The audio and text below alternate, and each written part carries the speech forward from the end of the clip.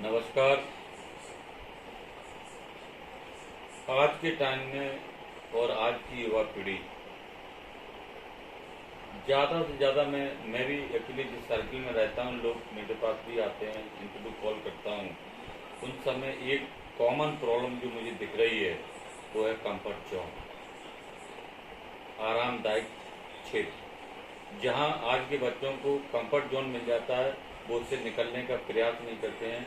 इसके घातक परिणाम आगे चल के हो सकते हैं। तो एक उदाहरण के माध्यम से मैं बताना चाहता हूँ कि एक दो बाज थे, वो कहीं कोई किसान उनको पाले हुए था, तो राजा की निगाह पड़ी वहाँ पर। राजा एक शिकार पर जब निकले तो उन्होंने उन बाजों को अपने सेनापति ने कहा कि इन बाज को खरीद लो और अपने यहाँ पे रखो। तो सेनापति ने उन बाजों की सेवा करी। सेवा करते करते बाज काफ़ी बड़े हुए, तो राजा को ऐसा लगा कि अब इनको इनकी फ्रीडम दी जाए, इनको स्वतंत्रता दी जाए और इनको आगे बढ़ने का मौका दिया जाए। तो उन्होंने सेनापति से कहा इन दोनों बाजों को छोड़ दो।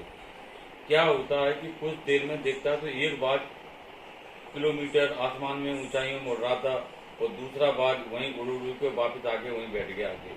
ये सिलसिला महीनों भर चलता रहा। राजा काफ़ी परेशान था कि दोनों की परवरिश साथ साथ की, लेकिन एक आसमान में उड़ रहा और एक यहाँ आके बैठ रहा, तो वो फिर वापस लौटा नहीं क्योंकि वो अपनी उड़ान भर चुका था।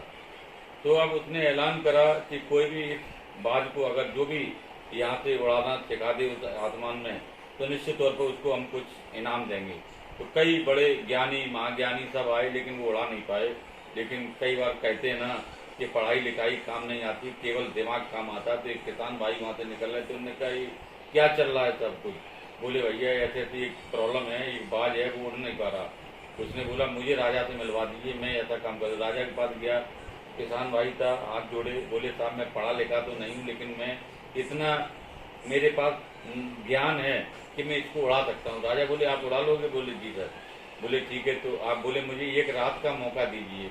उन्होंने कहते हाथ जोड़ के जब एक रात का मौका दिया, तो सबसे पहले वो गया और उसने उस बाज की एक्टिविटी को देखा कि बाज करता क्या है। तो वो क्या देखता है कि बाज उस डाल का उस कंफर्ट जोन उसकी डाल थी, वो जिस डाल पे उसको पाला पोसे गए थे उसी में बैठ जाता था आगे।